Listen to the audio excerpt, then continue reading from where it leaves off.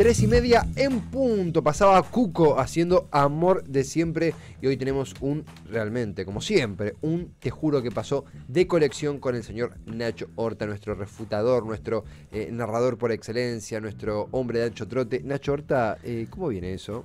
Bien, te iba a preguntar si viste 1985, pero en realidad ya sé que sí la viste y sé que todos los oyentes ya saben que la viste porque sé que contaste acá qué te pareció. Muchas y todo. Sí. Bueno, yo la vi hace poquito, la vi la semana pasada. De hecho creo que anticipé un poquito esta columna en el último Te Juro que Pasó. Sí. Viendo la película hay una escena, hay una parte. Yo la verdad es que tengo que confesarme acá como alguien que tiene muy poco conocimiento sobre cine en general. Entonces, no puedo. Me cuesta mucho decir si, qué sé yo, digo, veo ciertas cosas que digo, bueno, tal vez no hay una rigurosidad histórica tan fina. No sé si eso está bien, si está mal, si lo que quisieron hacer, tiene un nombre. Si tiene un nombre, no tengo ni idea, no sé. Solo sé que hay una parte, una escena en la cual están, buscando gente, testigos, testimonios para declarar en la presentación, en el juicio, y aparece una persona de la cual no dan el nombre en la película, que lleva todas unas fotos. Y dice que él quiere denunciar eso, que quiere hablar en el juicio, que quiere dar sus testimonios, pues se arriesgó muchísimo para conseguir todas esas fotos y no quiere que haya sido todo eso haya sido en vano. Totalmente. ¿Sí? En ese momento lo muestran como que no le quieren dar mucho lugar porque dicen, si vos hablás van a decir que vos estuviste trabajando, que estabas trabajando, entonces no le van a dar relevancia a tus testimonios, no va a ser valioso. El tipo dice que igual lo quiere hacer y efectivamente es un poco eso lo que después alegan en el momento del juicio cuando está haciendo esa presentación de esas fotos, que son fotos que no sé si lo cuentan o yo ya lo sabía, entonces ya lo supuse, pero las fotos que muestran son fotos de militares que él había sacado estando detenido, ¿sí? Exactamente. Estando detenido en la dictadura. Detenido en la dictadura, en la ESMA. El tipo había sacado estas fotos trabajando, o sea, lo habían puesto a sacar fotos como fotógrafo. Él se fue robando esas imágenes y quería presentarlas en el juicio. Bueno, te lo muestran como que pasa así, como si nada, no le dan importancia y no le dan relevancia. Y en realidad esas fotos, primero que no fue en el juicio cuando se presentaron, sino que fue antes. Esa persona es Víctor Melchor Basterra. Las fotos esas las había presentado el año anterior, en el 84, y en realidad tuvieron una relevancia muy importante para este juicio porque permitió justamente identificar a muchos represores, muchas personas que efectivamente estaban en los centros de detención torturando personas y que las tenía con cara, con nombre y apellido real y fueron clave para poder identificarlos. Así que si te parece vamos a contar un poquito de qué va esta historia, por favor. Cómo llega a este momento el verdadero Víctor Melchor Basterra, que ahí lo estamos viendo en una foto bastante actual. Víctor Basterra falleció hace muy poquito, en el 2020, en junio, si no me equivoco, del 2020, y ahí como que volvió a aparecer un poquito esa historia, que de hecho fue justo, vos decías hace un ratito que la conociste gracias a mí en una de esas tertulias que hacíamos durante la cuarentena.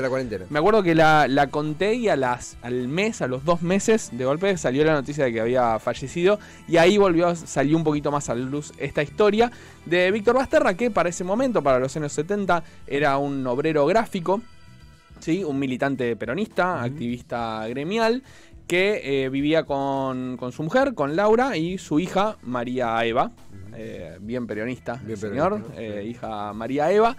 En el mundo de la gráfica de los 70. Claro, en los 70, como obrero gráfico. Y cuando empieza el proceso de la dictadura, sus patrones, los patrones de esta fábrica, ya lo habían puesto a él dentro de una lista negra, ya lo habían marcado, y él, para evitar que lo echaran, se hace operar de una hernia, ¿sí? Como para estirar, él ya sabía que estaba dentro de esa lista negra, para estirar todo lo más posible, se hace operar de una hernia. En agosto del 79, recuperándose ya de esa hernia, él estaba en su casa, pasa por la puerta de su casa unas personas que golpean la puerta, atiende a su mujer y le dicen que son de unos créditos Lanús, que vienen a hablar, qué sé yo. La mujer le cierra, pero ya había empezado a sospechar, se queda mirando por la ventana y ve que esta gente se quedaba como buscando y viendo un poquito, inspeccionando el portón de la casa, la entrada. Claro. Ese mismo día, a la noche, a la madrugada, escucha unos ruidos en el patio. Se levanta Víctor Basterra, va hacia el patio y había 5 tipos apuntándolos con armas. Lo golpean y se lo llevan a la ESMA. ¿Sí? Acá empieza ya su historia dentro de la ESMA, que lo primero que le dicen es: o trabajás o te morís. ¿Sí? Por lo menos, por lo menos, claro, sí.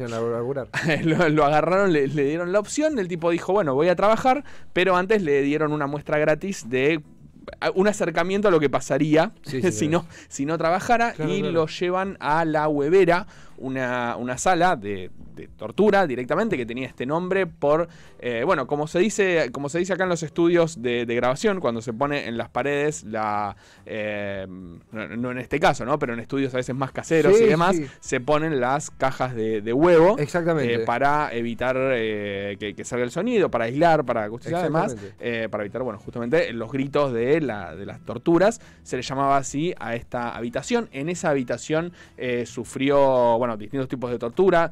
Tuvo 2 paros cardíacos durante sesiones de picana, como le llamaban.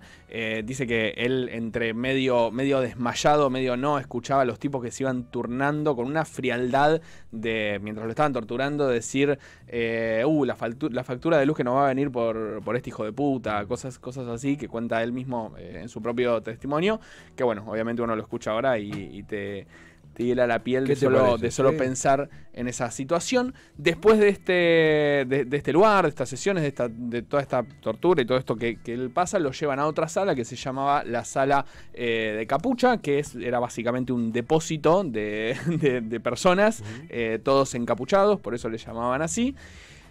Y ya de a poquito, pasando el tiempo, ya lo empezaron a sacar y le empiezan a dar trabajo.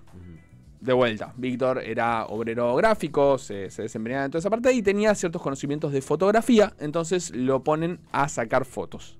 ¿Qué fotos? Fotos de documentos para los distintos militares, para hacer documentos falsos. Con esos documentos falsos justificaban robos de autos, sacaban traspasos de propiedades, ¿sí? Fotos carnet que le pedían lo vamos a traer, a Juan Pérez le vamos a hacer una foto, necesitamos 4 documentos distintos. Se quedaban con las propiedades de los desaparecidos, los militares. Claro, exactamente. Por eso, para justificar todos esos robos de autos, traspasos de propiedades, todo ese tipo de cosas, hacían todos estos documentos falsos con datos de gente real, en ciertos casos gente desaparecida, pero con las fotos de estos militares. Víctor saca las fotos y hacía todas las copias con los negativos, ¿sí? Esto lo hacía en un laboratorio que estaba también dentro de la ESMA, un laboratorio en el cual los militares entraban poco, justamente para no arruinar, ¿viste? Los laboratorios de fotografía, si prendes la luz, si abrís lo que sea, se contamina y se quema. Entonces, bueno, ahí tenía como una pequeña ventaja desde el lugar en donde estaba, además de que hacía muy buena letra para con los militares. Él decía, se hacía el que no razonaba muy bien, ¿no? Como medio se hacía el tonto, básicamente. El tonto, claro. Y entonces lo tenían como un tipo que cumplía, que hacía lo que tenía que hacer y era medio tonto, ¿no? No se daba cuenta de las cosas, no sabía de lo que estaba pasando, como se hacía pasar justamente por boludo. Hasta que un día agarra y dice, bueno, con todo esto, o sea, estas posibilidades que tengo, me voy a animar a un poquito más, y así llega el caso con un militar de apellido Beltrán, del cual le piden hacer fotos para 4 documentos. Él hace 5 fotos, ¿sí? De esas fotos, que las hace a partir de los negativos, agarra y se guarda una de las 5 adentro de un papel fotosensible que sabía que no lo iban a tocar porque es que si lo tocaban se arruinaba, entonces sabía que lo iban a dejar ahí, que no lo iban a ver. Para no levantar sospechas, se la agarra y devuelve también los negativos. Entonces él entrega las 4 fotos y los negativos. Y se iba quedando. Bueno, de esta manera empieza a repetirlo y a hacerlos con otros militares. Y así empieza a juntar fotos de militares, de los cuales él sabía, porque muchas veces también le traían documentos originales de los militares para después hacer el cambio y hacer todo el cambio de datos y demás. Entonces él iba juntando caras y datos, y los iba guardando, 1 año y medio después de ya estar secuestrado, de estar detenido y haciendo estos trabajos en la ESMA, se anima a hacer la primer sacada de esas fotos, sacarlas y llevarlas a otro lugar. por su buena letra, por hacerse el boludo, porque parecía que el tipo laburaba y hacía bien las cosas, lo empezaron a dejar hacer ciertas salidas transitorias. Ir a la casa, visitar a la mujer, los dejaban tener un rato a solas, como que empezaba a tener como ciertos privilegios, dentro de, si se puede decir, privilegios, ¿no? No, claro, la lógica milica. Claro, y lo dejan salir y se lleva en esa primera salida fotos adentro de los calzoncillos, ¿sí? Llega a la casa, obviamente vigilado, pero en ese momento a solas en la habitación mete las fotos en una bolsa negra y la guarda en un armario, en un agujero que tenía en el armario. Obviamente imagínate el miedo también, la paranoia que empezaba a tener por el hecho de, bueno, ya está también como involucrando a su familia, involucrando a su mujer, dejando ese tipo de materiales y de información dentro de su casa, ¿no? Dentro de su propia casa. Totalmente. Bueno, no lo descubren, sigue adelante, sigue haciendo estas mismas operaciones, sacando estas fotos, sacando datos, llevándolas a su casa, guardándolas, y así empezó a acumular un montón de fotos y de información. Ya para el 82, imagínate ya el tiempo que había pasado, los militares empiezan a planificar su salida. Claro. ¿Sí? Guerra de Malvinas. Guerra de Malvinas, además empiezan a hacer la salida y empiezan a quemar todo lo que estaba alrededor de data, de información, empiezan a quemar todo. Las fotos, los negativos, las cosas que iban sacando, la documentación, los archivos, todo lo que tenían ahí, todas las cosas que iba generando, las empezaron a quemar. En todo ese quilombo, en todo ese movimiento de quema de documentos y de cosas, logra llevarse además todo un puñado de negativos de compañeros y compañeras que estaban secuestrados ahí también, lo cual también fue clave después para reconocer gente que hasta hoy en día sigue desaparecida. De hecho, hay por ahí algunas fotos que tenemos para ir mostrando. Tremendo. Que logró sacar de gente que estaba secuestrada y fotos que le sacaron ahí mismo en la ESMA. Gente que hoy en día todavía sigue desaparecida. Esta es la foto de Ida Haddad, por ejemplo. También militante peronista que estaba secuestrada ahí en la ESMA. Entonces, imagínate el valor de todos estos documentos, pero al mismo tiempo el hecho de no poder hacer nada él, ¿sí? Porque todavía la cosa estaba, por más de que 82 todavía había desapariciones, no podía hacer nada todavía con eso. En el 83 es liberado, pero sigue estando vigilado, ¿sí? Seguía sin poder hacer nada con las fotos. Le dicen, te vas, pero no te hagas el pelotudo porque pasan los gobiernos, pero la comunidad informativa siempre queda.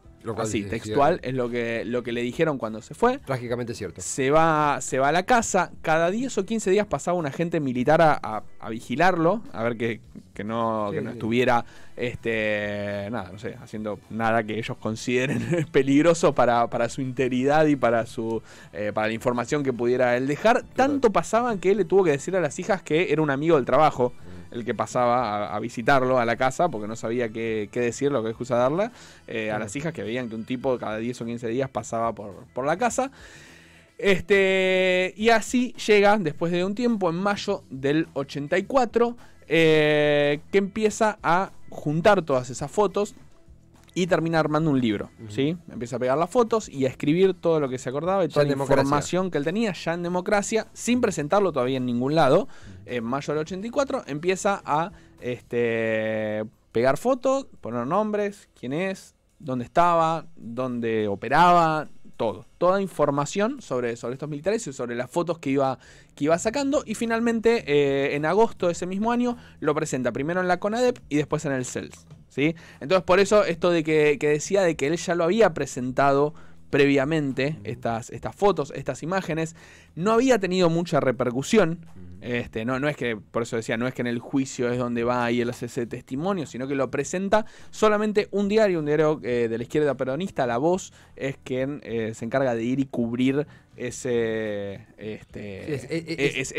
presentación, de ese archivo en la CONADEP.